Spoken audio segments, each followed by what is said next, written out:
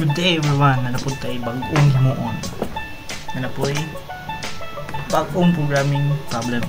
Maghimo ta og grade ledger. Kini siya is mag-write tag menu-driven program nga grade ledger nga mag-keep sa grade sa students nga plain text grade.txt. 1 students per line. Okay. Each line must follow a format ID, surname, first name, o grade. So, inani dapat exactly o grades. Muning example sa operations. Then, ang program must show og kini nga menu 1, 2, 3, 4, 5, 6. Dapat ka na magawas sa menu. So, maghimo ta grade ledger. Let's go! Wala. First, din na ako na-explain. Okay guys, I'm back. So, naghimo ta og structure pang student. Ang student must have an ID. 7 siya. Kay 6 atong yung butang. Ang pang 7 isang null. Then ang surname must be 49 kabok kuan tanan. Surname must kuan limit ra siya 49. Naman siguro wala man siguro surname nga 49 tama ng kuan letters. Then first name 49 gyapon ang limit natong ibutang. Then sa grade why limit? Pili naman na butang limit pero so morning int grade. So morning student. Then muni ang naa sa contain sa students. So muni ang structure itong imong guna. Then maghimo din tag variable ng choice. Then this choice gamit ta og while loop. Then dari ang nang options. So muni ang options nga nanggawas dito. Butang og space sa butang space.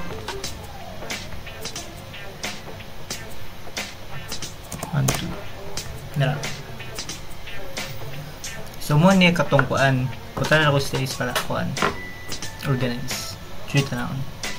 So muni siya. Wala pa tayo mahimo dari kay. Thank you for using. So balik ko butangan ako ni sila mga functions. First na to is mag-add tag record.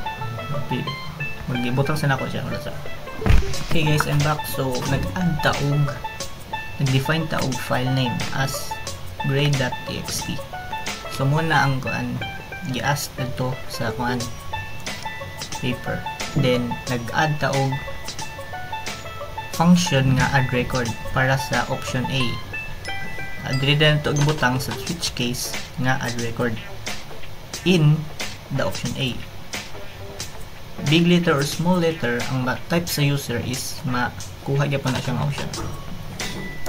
Then this is the contents of the add record. First is mag-point, gamit ang pointer para sa file. Then kung wala siya pointer, then error ang file. Nag-add tag student.s is atong ibutang na pangalan. Dari is nag-add new record. Ato lang i-ask para organize siya. Then mag-add siya ID. Ang first nga 6, banay 6s, ang first nga 6 characters ng ibutang dala is motong ID. Then declare natong new line and naghimo taog ask tag surname ug first name. Kini siya is 49. Max limit 49 ang type sa user. Ang iyahang mabasa. Then dili niya bastahon until hantod sa naay kuan. If naay kama, then kini din niya basahon. Means kung mag-type ang user, dapat magbutang siya kama ay hadaan. Then magsulat din siyang name sa name sa student. Then after that mag-ask na yun sa grade kung pila ba. Then fprint dari na ito i-kuan print sa txt. Then dari ang first ibutang dari ang ID, surname, name, and first name and grade. So muna siya S nga itong kuan structure niya, muna ID niya sa surname, first name, and grade. Then we need to close you need to close the file, then give feedback nga successful ang operations. So next, mag-add ta og list of all records. I'll be back. Okay guys, I'm back. So nag-add na pud tag new nga define function. So we name it max line as 100. So morning max line nga mabasa sa file. Then nag-add ta og function nga list records. These list records must be put in the list nga choice para makuha siya. Then this is the contents of the list. It's pretty simple. So nag-ask in user nag-ask ta nga og pointer, then file name. So file name na to, then read. If not, walay pointers is no records. Itong gi-organize siya para makabalot may balance sa users. Then this is the line, size of line. Atong max line is 100. So ang i-print niya is maximum of 100 lines sa ato ang grade.txt. So let's try ang example. Add tag record. So 1 2 3 4 5 6 tung putangan tagkuan kama din sahur 100 record save, mag-list, and we can see the list. Makita na to ni siyang list dari. Where is that? Here. This is the list. So nabasa siya sa atong system. And let's go back to, then mag-add na pud talog og search by ID. So kung may ID, i-search na tong ID. So let's get back. Okay guys, I'm back. So nag-add ta og string sa library. Nag-add tag string library kay mag-search man ta sa ID. So nagbutang pud ta og function pang search sa ID. Then here, gibutang na to dari ang function sa search ID. Dara. Gibutang to siya sa search ng option. Dili nito gibutang in between ang search ID. Then this is the contents of the search ID. First is nag-ask og pointer file name sa in read mode. Kung walay kuan, so ang pointer is no records. Then nagbutang tag variable nga search ID as 6 to siya kabok ID. Then ang ika-7 is ang null. Then line, no 100 line. So as tag search ID, then butang tag 6 dari. So ang iyang kwaon na nga characters is the first 6 characters nga gi-input sa users. So while if gets size of len, there is a pointer nga file. Then if kung ang file nga kato is ang line nga first 6 is similar sa gi-input sa users, is moto siya i-print. Basa ko niya tanan line kung daghan maghanga kuan sa file. Then the kato siya nga line is ihatong i-print nga line. Muning 7 is that. So if walay ma-found is walay record ang butang, no record as found, then i-close din ang file. So that's it. So mag-search ta. Let's try search. Kaniha is 1 2 3 4 5 6, and nakita si tong sahur. So list si tong sahur man. Try na to kuan mag-add ta 01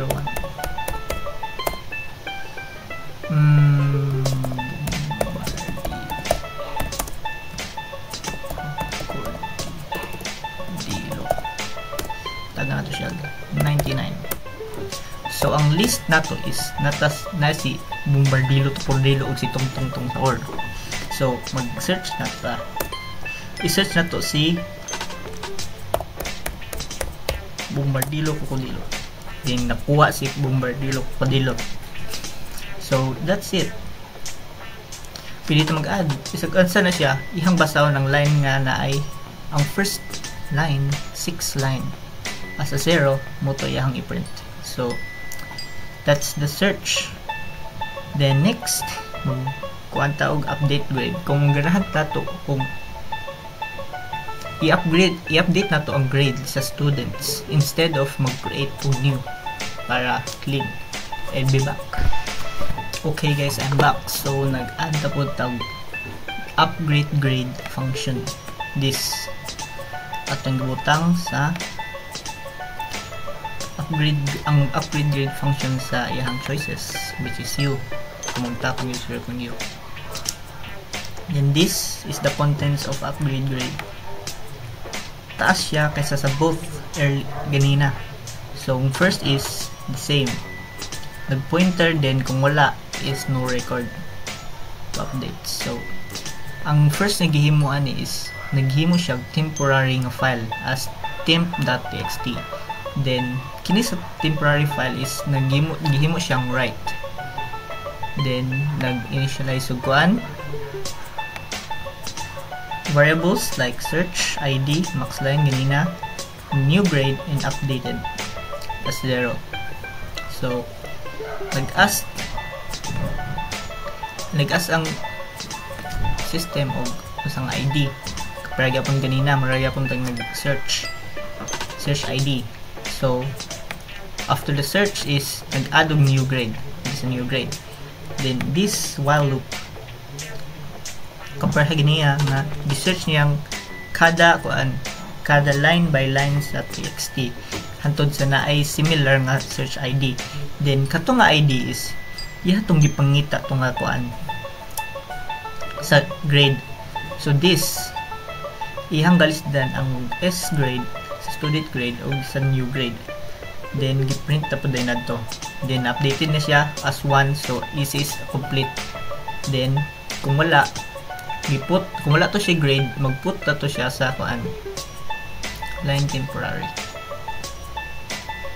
Then if put line as temporary, then i-close ang pointer, i-close po ang temporary. Then gi-remove sa system katong file name, katong previous nga file name. Kung kini nga temporary file name is gi-update as the new file name nga gi-editan na siya. Muna siyang gi-editan, which is copy sa previous nga file name, then mo din siya yung original nga file name. And if na-update na siya, if updated, kung updated 1, then grade updated. If else wala is record not found, which wala to sa wala nakita ang ID. So muna siya.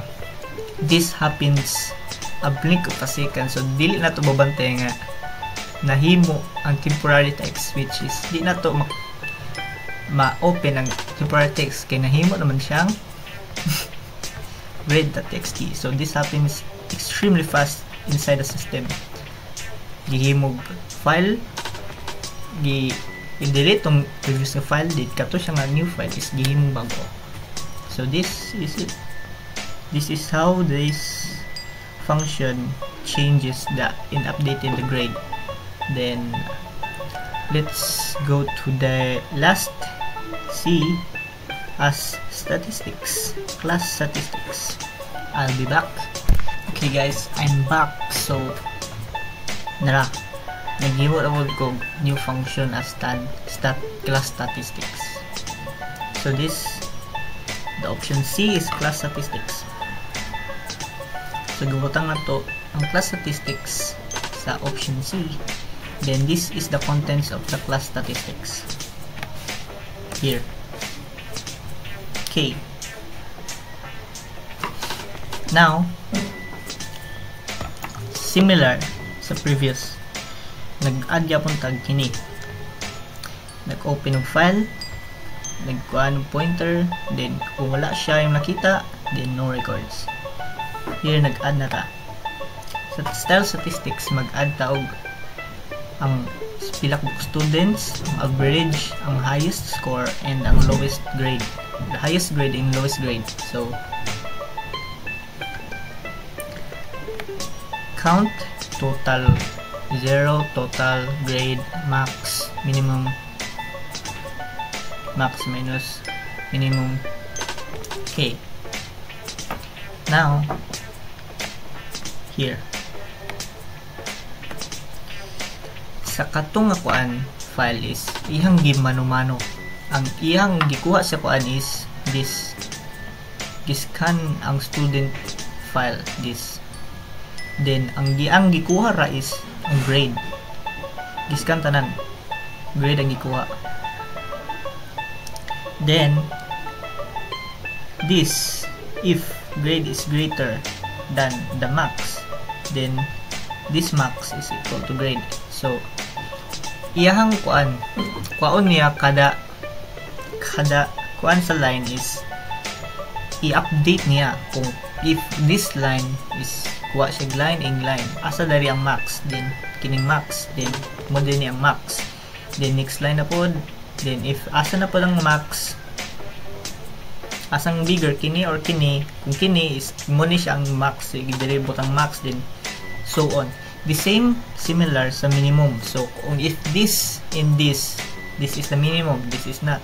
So if this is not the minimum, this is the minimum, this, then next line na po din siya. Kung kini siya nga kung ano po is minimum pa siya kaysa dani, is kini mahimong bago nga minimum. So this is how. So count, this count is kung pila nagbalik ang kuan while is mutong count sa pila ka book students. If kung walay count means no students found. Then here muning gi-count ganina ang maximum highest and minimum highest grade. Sa average is pretty simple. Pila ka book total students with float man ta, pila ka book average, then count. So i-divide ra niya ang total average ay total score, then i-divide din siya sa pila ka book students, then close file, print niya, then you can see the statistics. Then that's how it works. Then let's see, we have the list of students. Dapat si tungtong sa World Bombardier Kudilo mag-add tag new students as add tag new student B246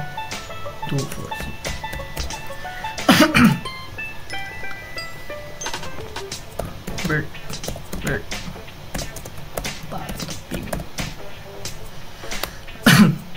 Tangan na to si Bert Patapim og 75, which is muna siya ang lowest.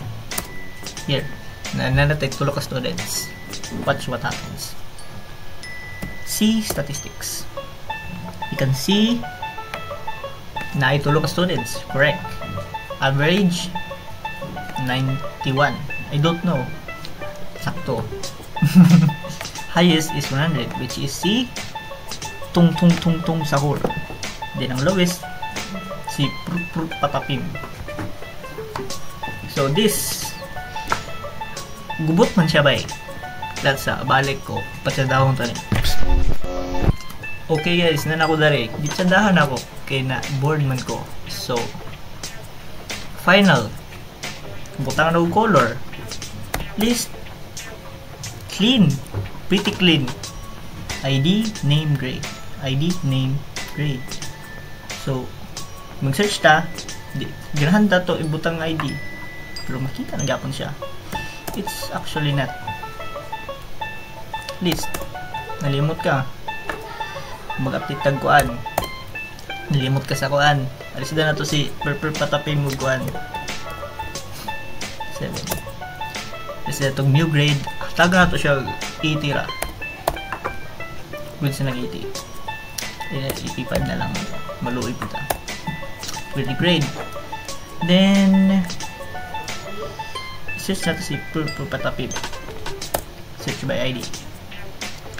24222. So nasa 85. Then let's see list. Balik siya. Class standing. So nanang lowest 85. Then trigger pong students. Then with quit. Bye bye.